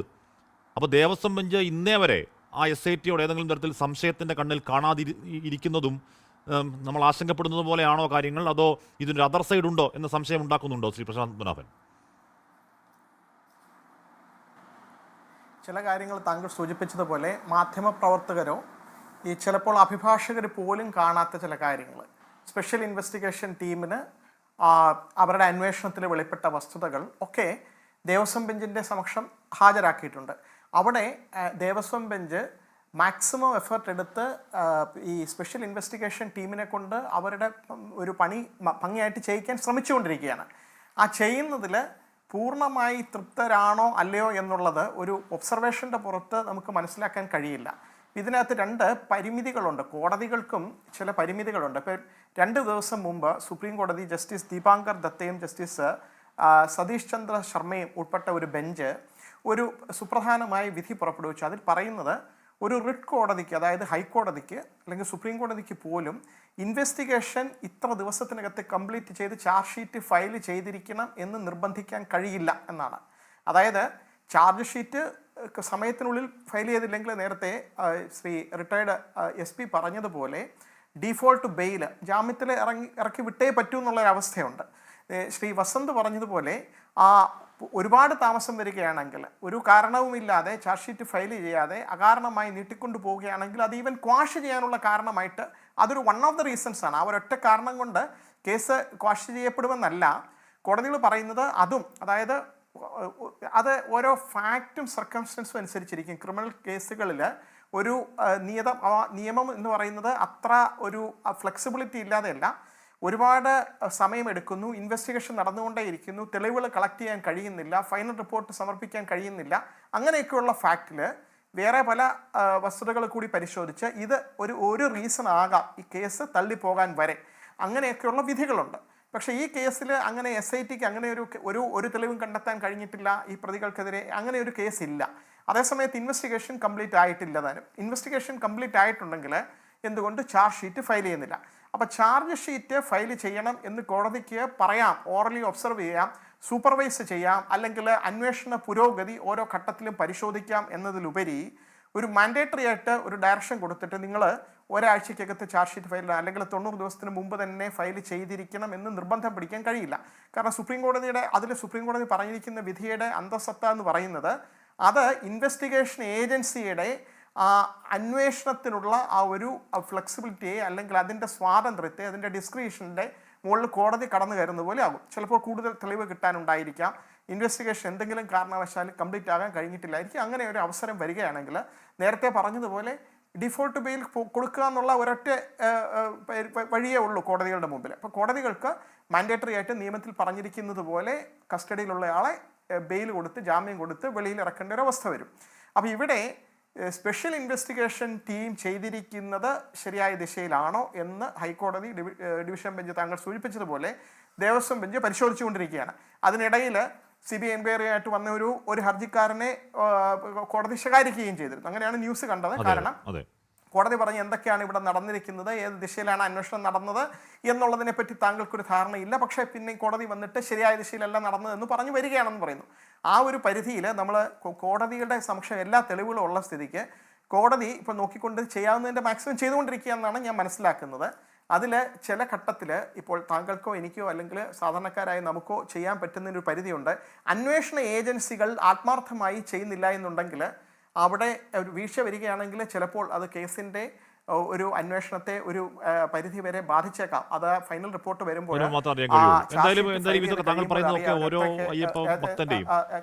ഉള്ളിലുള്ള വേദനയും ആദികളുമാണ്. ഞാൻ അങ്ങനെ എത്താം. ജോർജ് ജോസഫ്, ഇവിടെ ഏറ്റവും ഞാൻ നേരത്തെ ശ്രീ സുരേഷ് കുമാറിനോട് ചോദിച്ചിരുന്നു, ഏറ്റവും ഒടുവിൽ ഇറങ്ങിയ ഉത്തരവിൽ 2 കേസുകളുമായി 5 പേർ എന്ന് പറഞ്ഞാൽ സാധാരണക്കാരാണോ എന്ന കാര്യം അറിയില്ല. അതിന് കാരണം ഈ പറയുന്ന ഹൈ ലെവൽ ഗൂഢാലോചനയെ പറ്റി പറഞ്ഞ കൂട്ടത്തിലാണ് SITയുടെ റഡാറിലുള്ള 5 പേരെ പറ്റി പറഞ്ഞത്. നമ്മൾ ഉത്തരവിറങ്ങുമ്പോൾ കരുതിയത് ബാക്കി അറസ്റ്റുകളിലേക്ക് SIT കടക്കാൻ ഒരുങ്ങുന്നു എന്നുള്ളതാണ്. അവരിലേക്ക് കടക്കുന്നില്ല എന്ന് മാത്രമല്ല, അകത്തുള്ളവർ പുറത്തേക്കും പോവാ. എന്തോ എവിടെയോ പ്രശ്നമുണ്ടോ ശ്രീ ജോർജ് ജോസഫ്? അല്ല, അത് നമ്മൾ സംശയിക്കേണ്ടിയിരിക്കുന്നു. ഞാൻ നേരത്തെ മുതൽ പറയുന്നുണ്ടായിരുന്നു, ഈ തന്ത്രി എന്തിനാ ഇപ്പം കയറി അറസ്റ്റ് ചെയ്ത്? തന്ത്രി സ്വർണം മോട്ടിച്ചെന്നൊന്നും ഒരു ആരോപണം ഇതുവരെ ഒരു അന്വേഷണത്തിൽ കണ്ടെത്തിയിട്ടില്ല. അത് നമ്മൾ ഞാൻ ഹേസ്റ്റി അറസ്റ്റാണെന്ന് അന്ന് മുതൽ പറഞ്ഞുകൊണ്ടിരുന്നത്. അറസ്റ്റ് ആവശ്യമുണ്ടായിരുന്ന തന്ത്രിയെ ഈ കേസിൻ്റെ അന്വേഷണം പൂർത്തിയാക്കിയ ശേഷം ആവശ്യമുണ്ടെങ്കിൽ അറസ്റ്റ് ചെയ്യാൻ മതിയായിരുന്നു. മറ്റുള്ളവർ സ്വർണം മോട്ടിച്ച പോലെ തന്ത്രി സ്വർണം മോട്ടിച്ചിട്ടില്ല. കാശ് 2.5 കോടിയൊക്കെ അവിടെ ഇവിടെ തന്ത്രിക്ക് ഇഷ്ടം പോലെ പൈസ കിട്ടുന്നത് അത് ഓഫറിംഗ് ആയിട്ട് അവിടുത്തെ ഭക്തർ വന്ന് കൊടുത്തതാണ്. അദ്ദേഹം അത് വാങ്ങിച്ചു കൂട്ടും. എത്രയോ കാലാകാലങ്ങളായി ഇഷ്ടം പോലെ കോടിക്കണക്കിന് രൂപയുടെ സ്വത്തുണ്ടാവുമെന്നാണ് എൻ്റെ കണക്കൂട്ടൽ. അതിനൊന്നും ഒരു കണക്കുമില്ല. അത് ഇവിടുത്തെ ഒരു ചട്ടമാണ്, പതിവാണ്. ശബരിമല ശാന്തിക്ക് ദാനം കിട്ടുന്നതാണ്. അതിനകത്ത് നമ്മൾ കൈയിടേണ്ട ആവശ്യമില്ല. അവിടുത്തെ ഭക്തർ കൊടുക്കുന്നതല്ലേ. അവിടെ ദേവന് കൊടുക്കുന്ന പോലെ ശാന്തിക്കാരനും കൊടുക്കും, അല്ലെങ്കിൽ അവിടുത്തെ തന്ത്രിക്കും കൊടുക്കും. അദ്ദേഹത്തിന്റെ പൈസ നഷ്ടപ്പെട്ട് ദുഃഖിക്കേണ്ട ആവശ്യമില്ല. കാരണം അത് തിരിച്ചു കിട്ടാനായിട്ട് സാധ്യതയില്ല. പൈസ വന്നുകൊണ്ടിരിക്കുകയാണ്. ഞാൻ എതിരായിരുന്നു ആദ്യം മുതൽ. ജോർജ് ജോസഫ്, ആ 2.5 കോടി പോറ്റി സ്വർണം വിറ്റുണ്ടാക്കിയാന്ന് ഞാൻ പറഞ്ഞില്ല. നമ്മുടെ ഒരു കോമൺ മാൻ്റെ കൗതുകമാണ്. 2.5 കോടി നഷ്ടപ്പെട്ടിട്ടും നെവർ മൈൻഡായി ഇരിക്കണമെങ്കിൽ ഇവരുടെ ആസ്തി എത്രയാണെന്നുള്ളൊരു ഒരു സാധാരണക്കാരെ കോമൺ മാൻ സംശയം ഉന്നയിച്ചു വന്നേ ഉള്ളൂ ശ്രീ ജോർജ് ജോസഫ്. അല്ലാതെ സ്വർണ്ണം അടിച്ചു മാറ്റി പൈസ ഉണ്ടാക്കി ഞാൻ പറഞ്ഞില്ല. അല്ല, അതിന് ഈ തന്ത്രിയെ അറസ്റ്റ് ചെയ്ത് അതിൻ്റെ സമയം കളഞ്ഞപ്പോഴും അതിന് റിമാൻഡ് അപേക്ഷ കൊടുക്കുമ്പോഴും ഒക്കെ അതിന് പകരം മഹാന്മാരായ 5 പേരുടെ കാര്യം ഹാഷ്മി പറഞ്ഞല്ലോ, അറസ്റ്റ് ചെയ്തുകൂടായിരുന്നു. ആ സമയം വെറുതെ കളഞ്ഞെന്തിനാണ്? അങ്ങനെയാണ് ഇവർ ജാമ്യത്തിന് ആരും പോവില്ലായിരുന്നല്ലോ. അവിടെ ഒരു SITക്ക് ഒരു വലിയൊരു അത് എന്തുകൊണ്ട് രാഷ്ട്രീയപരമായിട്ടാണോ അത് ചെയ്തത് എന്താണെന്ന് അത് സംശയം തന്നെയാണ്. ഞാനാണെ അറസ്റ്റ് ചെയ്യത്തില്ല. HT ആയിട്ടുള്ളൊരു അറസ്റ്റ് പാടില്ലായിരുന്നു. അവസാനം വേണമെങ്കിൽ എന്തെങ്കിലും രീതി പുള്ളി ഇതിനകത്തൊരു കോൺട്രിബ്യൂഷൻ വല്ലതും ഈ കള്ളക്കളിയിൽ ഉണ്ടെങ്കിൽ അത് ലാസ്റ്റ് മതിയല്ലോ.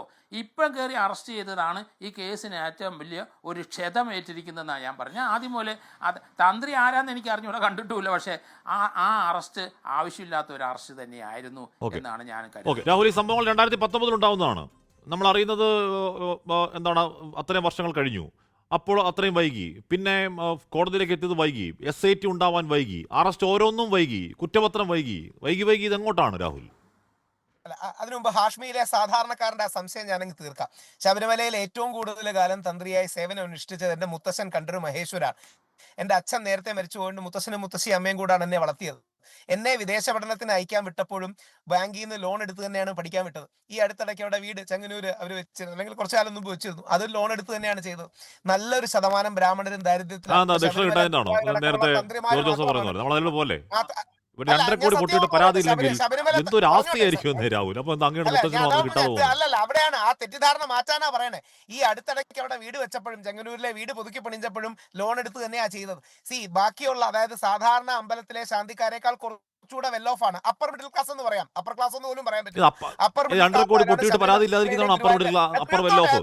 തീർത്തോട്ടെ, കോടീശ്വരന്മാരെന്ന് പറ. ശബരിമല അടക്കം ഗുരുവായൂർ അടക്കമുള്ള തന്ത്രിമാർ അങ്ങനെയാണ്. അതുകൊണ്ടാണ് ജീവിതത്തിന്റെ എല്ലാം കൂടുള്ള സമ്പാദ്യം ഏതെങ്കിലും സ്ഥലത്തിട്ട് അവർ തിരിച്ചു കൊടുക്കാന്നടക്കം പറയുമ്പോൾ അതിന് SIT കേസ് കൊടുത്തില്ലെന്നൊന്നും പറയരുത്. ഞാൻ അതാ പറയുന്നത്, ഇത് കണ്ഠരര് രാജീവരല്ല, അദ്ദേഹത്തിന്റെ ഇരട്ടി വർഷം സർവീസുള്ള എന്റെ മുത്തശ്ശന്റെ കാര്യമാണ് പറയുന്നത്. എന്നെ അടക്കം ഈ ലോൺ എടുത്ത് തന്നെയാണ് ചെയ്തത്. ഇത് വലിയൊരു തെറ്റിദ്ധാരണയാണ്. ഇവരെല്ലാം ഈ കാശിൽ കിടന്ന് ഉരുളുകയാണ്. ഒരു വരി കൂടെ പറഞ്ഞ് അവസാനിപ്പിക്കാം. ശബരിമല തന്ത്രിമാരെ കുറിച്ച് അറിയാനാണ്. ഇവർക്ക് ദക്ഷിണ 1 രൂപ കിട്ടിയാലും 2000 നോട്ട് കിട്ടിയാലും അതേപോലെ കണ്ഠര് മഹേശ്വരൊക്കെ എടുത്തു വെക്കും. ഇറങ്ങാൻ നേരെ എല്ലാവരെയും വിളിച്ച് അവിടെ നിൽക്കുന്ന പ്യൂണിനെയും അവിടെ നിൽക്കുന്ന ദേവസ്വം ജീവനക്കാരനെയും സെക്യൂരിറ്റിക്കാരനെയും അടക്കം വിളിച്ച് അതിന്റെ ഒരു ഭാഗം എല്ലാവർക്കും കൊടുത്തിട്ട് ഇറങ്ങുന്നത്. ഒരുപാട് അമ്പലങ്ങളെ താങ്ങി നിർത്തുന്നതാണ്. നല്ലൊരു ശതമാനം ബ്രാഹ്മണരും പട്ടിണിയിലാണ്. അങ്ങനെ ഒരുപാട് പേർക്ക് സഹായിക്കാൻ എല്ലാവരും ചെയ്യുന്നുണ്ട്. അത് കണ്ഠര് രാജീവരും ചെയ്യുന്നുണ്ട്, കണ്ഠര് മോഹനും ചെയ്യുന്നുണ്ട്, കണ്ഠര് മഹേശ്വരും ചെയ്യുന്നുണ്ട്. അപ്പോ ഇവരെയൊക്കെ ധനത്തിന്റെ ധനാട്യരാണെന്ന് പറയുന്നതിൽ ഒരർത്ഥവുമില്ല. നമ്മുടെ വിഷയം നമ്മുടെ സമയമല്ല. തന്ത്രപക്ഷി ഇപ്പോഴും മാത്രമാണ് രാഹുൽ. പക്ഷെ എന്ന് പറയുമ്പോൾ പോലും 2.5 കോടി ഒരു ബാങ്കിലിട്ട് പൊട്ടിപ്പോയിട്ട് പരാതിയില്ലെന്ന് പറയുന്നത് ഇപ്പോഴും 2000 രൂപ പോയാൽ സങ്കടപ്പെടുന്ന നമുക്കൊക്കെ നമ്മളെപ്പോലുള്ള സാധാരണ മനുഷ്യന്മാർക്ക് അത്ഭുതമാണ്. ആ അത്ഭുതം പ്രകടിപ്പിച്ചു. നമ്മുടെ വിഷയം അതല്ല. എന്തായാലും ഈ പറഞ്ഞ കുറ്റപത്രം വൈകുന്നതിൽ വിശ്വാസികൾക്ക് ആശങ്കയും ആഴത്തിൽ വേദനയും ഉണ്ടെന്ന കാര്യത്തിൽ തർക്കം വേണ്ട. എന്താകും അന്വേഷണത്തിന്റെ വരും വഴി എന്ന് കാത്തിരുന്ന് തന്നെ കാണണം. എൻകൗണ്ടർ പൂർണ്ണമാകുന്ന ചർച്ചയിൽ പങ്കെടുത്ത എല്ലാവർക്കും നന്ദി. പ്രിയ പ്രേക്ഷകർക്ക് ശുഭരാത്രി. ലോകത്തെവിടെയായാലും ഏത് സമയത്തും 24 വാർത്തകളും ഓഗ്മെന്റഡ് റിയാലിറ്റി പാക്കേജുകളും എക്സ്പ്ലെയിനറുകളും വിശദമായി കാണാൻ ഞങ്ങളുടെ യൂട്യൂബ് ചാനൽ നിങ്ങൾക്ക് സബ്സ്ക്രൈബ് ചെയ്യാം.